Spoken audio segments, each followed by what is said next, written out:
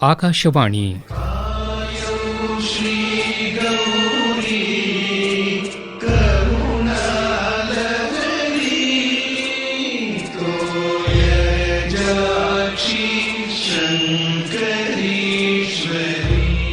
ಮೈಸೂರು ಸಂಸ್ಥಾನದ ಕಲಾ ಪರಂಪರೆ ವಿಶೇಷ ಕಾರ್ಯಕ್ರಮ ಸರಣಿ.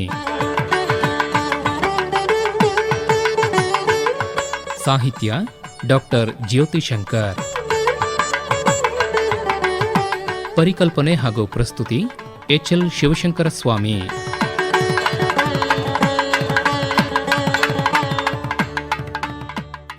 ಆತ್ಮೀಯ ಕೇಳುಗರೆ, ಈ ದಿನ ಮೈಸೂರು ಸಂಸ್ಥಾನದ ಆಸ್ಥಾನದಲ್ಲಿದ್ದ ವಿದ್ವಾಂಸರು ಮತ್ತು ವಾಗ್ಗೇಯಕಾರರನ್ನು ಕುರಿತು ಪರಿಚಯ ಮಾಡಿಕೊಳ್ಳೋಣ.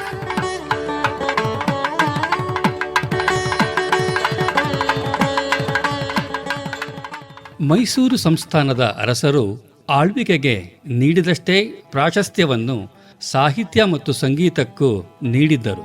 ಅವರ ಆಸ್ಥಾನದಲ್ಲಿ ಅನೇಕ ಸಂಗೀತ ವಿದ್ವಾಂಸರು, ವಾಗ್ಗೇಯಕಾರರು ಇದ್ದರು.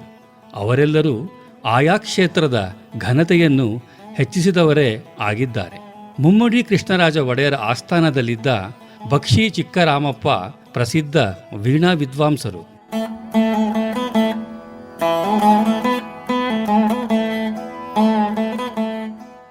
ಆನಂತರ ಬಂದ ವೀಣೆ ಪದ್ಮನಾಭಯ್ಯನವರು ವೀಣೆ ಮತ್ತು ಗಾಯನ ಎರಡರಲ್ಲೂ ಪರಿಣಿತರಾಗಿದ್ದಲ್ಲದೆ ಶಿಷ್ಯ ಪರಂಪರೆಯನ್ನು ಸೃಜಿಸಿದರು.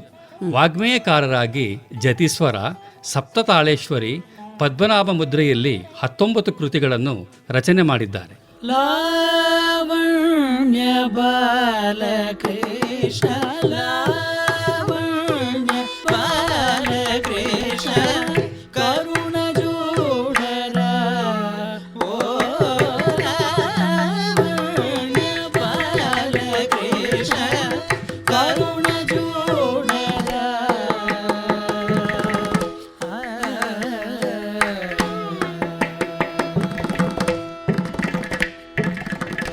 ವಾಲಾಜಪೇಟೆ ವೆಂಕಟರಮಣ ಭಾಗವತರ ಶಿಷ್ಯರು ಸದಾಶಿವರಾಯರು.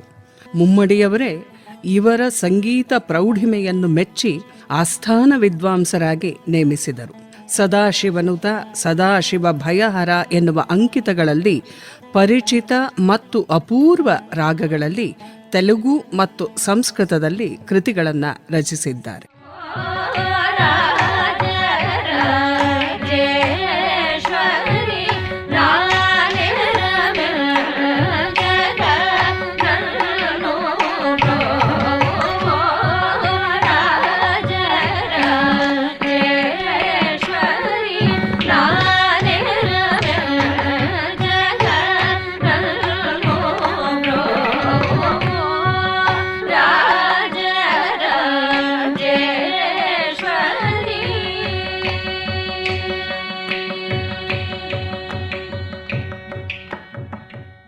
ಅಪ್ರತಿಮ ವೈಣಿಕ ವೀಣೆ ಶೇಷಣ್ಣನವರು ಮೈಸೂರು ಸಂಸ್ಥಾನದ ಹೆಮ್ಮೆಯ ವಿದ್ವಾಂಸರು.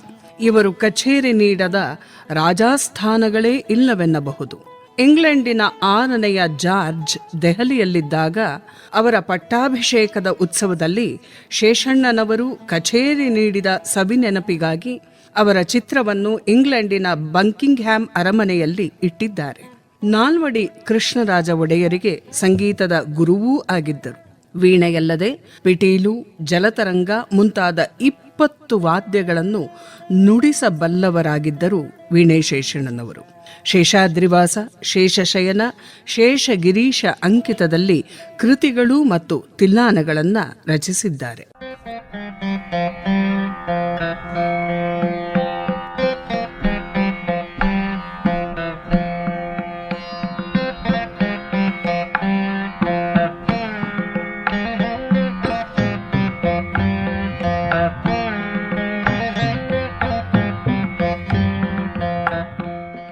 ವೀಣಾ ಸುಬ್ಬಣ್ಣನವರು ಚಾಮರಾಜ ಒಡೆಯರ ಸಹಪಾಠಿ. ಮುಂದೆ ಆಸ್ಥಾನ ವಿದ್ವಾಂಸರಾಗಿ ವೀಣಾಭಕ್ಷಿಯಾದರು. ವೀಣೆಯ ಪಾಂಡಿತ್ಯದೊಡನೆ 3 ಸ್ಥಾಯಿಗಳಲ್ಲಿ ಸೊಗಸಾಗಿ ಹಾಡುತ್ತಿದ್ದರು. ಶೇಷಣ್ಣನವರ ವೀಣೆ, ಸುಬ್ಬಣ್ಣನವರ ಗಾಯನ, ಚಾಮರಾಜ ಒಡೆಯರ ಪಿಟೀಲಿನ ಗೋಷ್ಠಿಯೇ ಅರಮನೆಯಲ್ಲಿ ಏರ್ಪಾಡಾಗುತ್ತಿತ್ತು. 16 ಕಳೆಯ ಪಲ್ಲವಿಯ ಹಾಡುಗಾರಿಕೆಯಲ್ಲಿ ನೈಪುಣ್ಯ ಹೊಂದಿದ್ದ ಸುಬ್ಬಣ್ಣನವರು ವಾಗ್ಗೇಯಕಾರರು ಆಗಿ ಜತಿಸ್ವರ, ವರ್ಣ, ಕೃತಿಗಳು, ತಿಲ್ಲಾನಗಳು ಮತ್ತು ಜಾವಳಿಗಳನ್ನು ರಚನೆ ಮಾಡಿದ್ದಾರೆ. ನಾಲ್ವಡಿ ಕೃಷ್ಣರಾಜ ಒಡೆಯರು ವೈಣಿಕ ಪ್ರವೀಣ ಎಂಬ ಬಿರುದಿನೊಂದಿಗೆ ಸುಬ್ಬಣ್ಣನವರನ್ನು ಗೌರವಿಸಿದ್ದರು.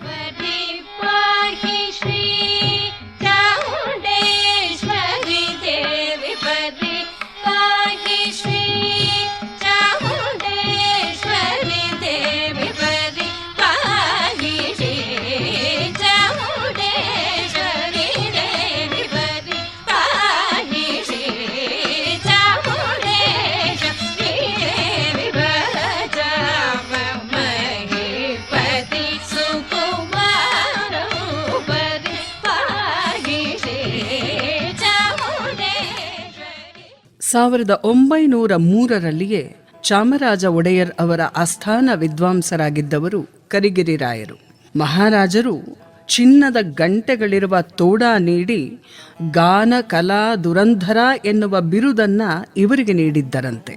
ನಾಲ್ವಡಿಯವರ ಆಸ್ಥಾನ ವಿದ್ವಾಂಸರಾಗಿಯೂ ಮುಂದುವರೆದ ರಾಯರು ಚಿಟ್ಟೇಸ್ವರ, ಜತಿಸ್ವರಗಳಿಂದ ಕೂಡಿದ ಕೃತಿಗಳನ್ನು ರಚಿಸಿದ್ದಾರೆ. ನರಸಿಂಹರಾಜ ಒಡೆಯರ ಮದುವೆಯ ಸಂದರ್ಭದಲ್ಲಿ 12 ರಾಗಗಳಿರುವ ಪಾಣಿಗ್ರಹಣ ಮಂಗಳ ರಾಗಮಾಲಿಕ ಎನ್ನುವ ವಿಶೇಷ ಕೃತಿಯನ್ನೂ ರಚಿಸಿದ್ದಾರೆ.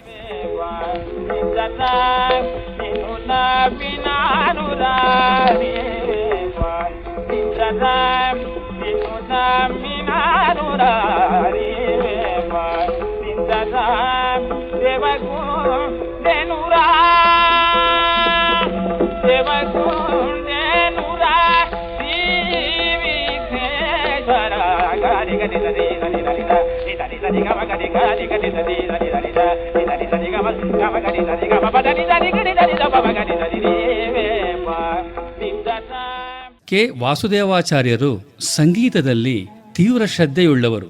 ನಾಲ್ವಡಿ ಕೃಷ್ಣರಾಜರ ಆಸ್ಥಾನ ವಿದ್ವಾಂಸರಾಗಿದ್ದು ಮುಂದೆ ಜಯಚಾಮರಾಜ ಒಡೆಯರ ಸಂಗೀತದ ಗುರುಗಳಾಗಿದ್ದರು. ಅರಮನೆಯ ಆಶ್ರಯದಲ್ಲಿದ್ದ ನಾಟಕ ಸಂಸ್ಥೆಯ ನಾಟಕಗಳಿಗೂ ಸಾಹಿತ್ಯ ಮತ್ತು ಸಂಗೀತವನ್ನು ನೀಡಿದ್ದಾರೆ. ಅದ್ವಿತೀಯ ಗಾಯಕರು ಎನಿಸಿದಂತೆ ಉತ್ತಮ ವಾಗ್ಗೇಯಕಾರರು ಆಗಿದ್ದು ವಾಸುದೇವ ಅಂಕಿತದಲ್ಲಿ 150 ಕೃತಿಗಳು, ಜತಿಸ್ವರಗಳು, ವರ್ಣ, ತಿಲ್ಲಾನ, ಜಾವಳಿ, ರಾಗಮಾಲಿಕೆಗಳನ್ನು ರಚನೆ ಮಾಡಿದ್ದಾರೆ. 3 ಜನ ಮಹಾರಾಜರ ಆಸ್ಥಾನ ವಿದ್ವಾಂಸರಾಗಿ ಜನಪ್ರಿಯರಾಗಿದ್ದ ಆಚಾರ್ಯರಿಗೆ ಮೈಸೂರಿನ ಜನ ಪ್ರೀತಿಯಿಂದ ಒಂದು ಮನೆಯನ್ನೇ ಕಾಣಿಕೆಯಾಗಿ ನೀಡಿದ್ದು ಈಗಲೂ ಅಲ್ಲಿ ಕಾರ್ಯಕ್ರಮಗಳು ನಡೆಯುತ್ತಿವೆ. ಅವರ ಹೆಸರಿನಲ್ಲಿಯೇ ಸಂಗೀತ ಕಲಾನಿಧಿ ವಾಸುದೇವಾಚಾರ್ಯ ಭವನ ಸಾಂಸ್ಕೃತಿಕ ಕಾರ್ಯಕ್ರಮಗಳಿಗಾಗಿಯೇ ಮೀಸಲಾಗಿದೆ. ವಾಸುದೇವಾಚಾರ್ಯರು ಮೈಸೂರು ವಾಸುದೇವಾಚಾರ್ಯರು ಎಂದೇ ವಿಖ್ಯಾತರಾದರು. ವೀಣಾ ಕುಪ್ಪಯ್ಯರ್ ವಿರಚಿತ ವರ್ಣವನ್ನು ಮೈಸೂರು ವಾಸುದೇವಾಚಾರ್ಯರ ಧ್ವನಿಯಲ್ಲೇ ಕೇಳಿ.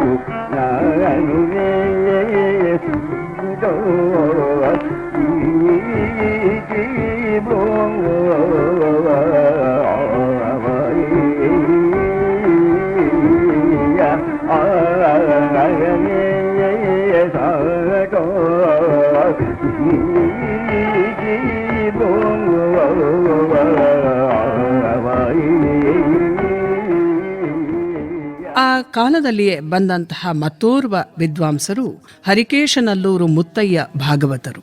ಉತ್ತಮ ಸಂಗೀತಗಾರರಾಗುವುದಲ್ಲದೆ ಹರಿಕಥಾ ವಿದ್ವಾಂಸರೂ ಕೂಡ ಆಗಿದ್ದರು. ನಾಲ್ವಡಿಯವರು ಇವರ ಹಾಡುಗಾರಿಕೆಯನ್ನು ಕೇಳಿ ತಮ್ಮ ಆಸ್ಥಾನ ವಿದ್ವಾಂಸರಾಗಿ ಕರೆತಂದರು. ಪ್ರಮುಖ ವಾಗ್ಗೇಯಕಾರರಾಗಿ ಸುಮಾರು 325 ಕೃತಿಗಳು, ತಿಲ್ಲಾನ, ತಾನವರ್ಣ, ದರುವರ್ಣಗಳನ್ನು ಹರಿಕೇಶ ಎನ್ನುವ ಅಂಕಿತದಲ್ಲಿ ರಚಿಸಿದ್ದಾರೆ. ಅಪರೂಪದ ರಾಗಗಳಲ್ಲಿ ಕೃತಿ ರಚನೆ ಮಾಡುವುದಲ್ಲದೆ ಶ್ರೀಮನ್ ತ್ಯಾಗರಾಜ ವಿಜಯಂ ಎನ್ನುವ ಸಂಸ್ಕೃತ ಕಾವ್ಯವನ್ನು ರಚಿಸಿದ್ದಾರೆ. ಮಾದೇ ಮಲಯ ಧ್ವಜ ಪಾಂಡ್ಯ ಸಂಜಾತೆ ಮಾತಂಗವದರ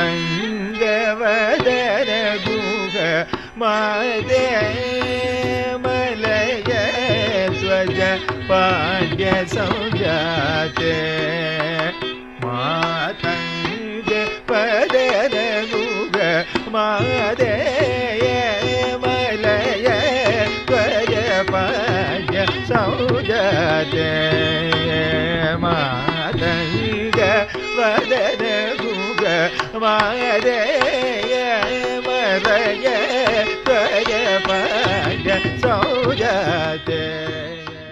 ಮೈಸೂರು ಸಂಸ್ಥಾನದಲ್ಲೇ ಇದ್ದಂತಹ ಚಿಕ್ಕರಾಮರಾಯರು ಪ್ರತಿಭಾವಂತ ಗಾಯಕರು, ಪಲ್ಲವಿ ಹಾಡುವುದರಲ್ಲಿ ಸಿದ್ಧಹಸ್ತರು.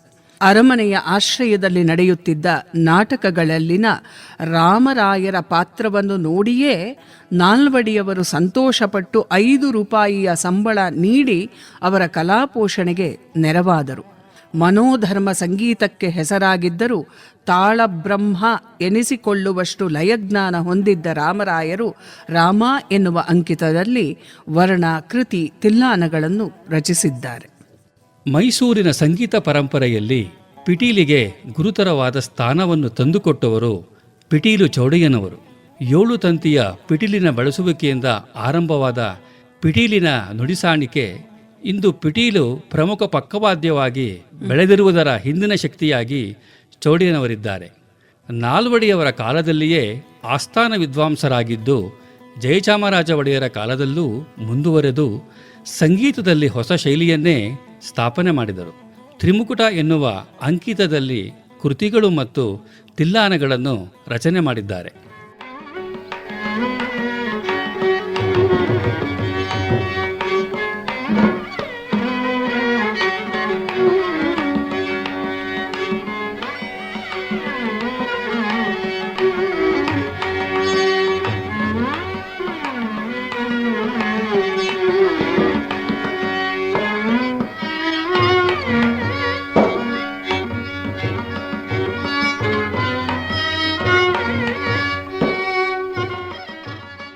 ವೀಣಾ ವೆಂಕಟಗಿರಿಯಪ್ಪನವರು ನಾಲ್ವಡಿ ಕೃಷ್ಣರಾಜರ ಆಸ್ಥಾನ ವಿದ್ವಾಂಸರಾಗಿದ್ದರು. ಶ್ರೀಮತಿ ಸುಜಯಾದೇವಿ, ವಿಜಯಾದೇವಿ ಮತ್ತು ಜಯಚಾಮರಾಜೇಂದ್ರ ಒಡೆಯರ್ ಅವರಿಗೆ ಗುರುಗಳಾಗಿ ತಮ್ಮ ವಿನಿಕೆಯ ಶೈಲಿಯಿಂದಲೇ ಪ್ರಸಿದ್ಧರಾದವರು.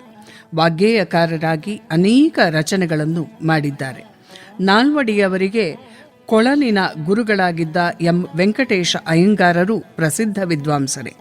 ಮೈಸೂರು ಅರಮನೆಯಲ್ಲಿ ಆಸ್ಥಾನ ವಿದ್ವಾಂಸರಾಗಿದ್ದ ವಾಗ್ಗೇಯಕಾರರಲ್ಲದೆ 100 ಜನ ವಿದ್ವಾಂಸರು ಮೈಸೂರಿನ ಸಂಗೀತ ಪರಂಪರೆಯನ್ನು ಬೆಳೆಸಿರುವುದರಿಂದಲೇ ಇಂದಿನ ಕಲಾ ಪರಂಪರೆ ಗಟ್ಟಿಯಾಗಿ ಮತ್ತು ಘನವಾಗಿ ನಿಂತಿದೆ. ವಿದ್ವಾಂಸರು ಮತ್ತು ವಾಗ್ಗೇಯಕಾರರನ್ನು ಪೋಷಿಸುವಲ್ಲಿ ಮತ್ತು ಅವರ ವಿದ್ಯೆಯನ್ನು ಗೌರವಿಸುವುದರಲ್ಲಿ ಮೈಸೂರು ಸಂಸ್ಥಾನದ ಅರಸರು ಮೆರೆದಿರುವ ಪಾತ್ರ ಅತ್ಯಂತ ಹಿರಿದಾದದ್ದು ಮತ್ತು ಗೌರವಯುತವಾದ್ದು.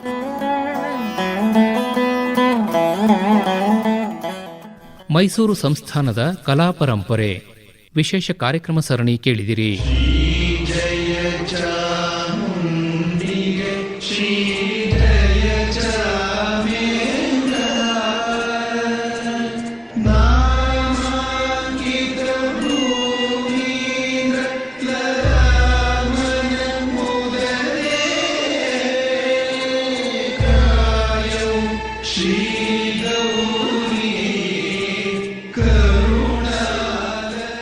ಸಾಹಿತ್ಯ ಹಾಗೂ ನಿರೂಪಣೆ ಡಾಕ್ಟರ್ ಜ್ಯೋತಿಶಂಕರ್. ಪರಿಕಲ್ಪನೆ ಹಾಗೂ ಪ್ರಸ್ತುತಿ ಎಚ್ಎಲ್ ಶಿವಶಂಕರ ಸ್ವಾಮಿ. ನಿರ್ಮಾಣ ನೆರವು ಜಿಎನ್ ಮಂಜುನಾಥ್ ಹಾಗೂ ಎಸ್ ಲಕ್ಷ್ಮೀನಾರಾಯಣ. ನಿರ್ವಹಣೆ ಎನ್ ಕೇಶವಮೂರ್ತಿ ಹಾಗೂ ಟಿವಿ ವಿದ್ಯಾಶಂಕರ್.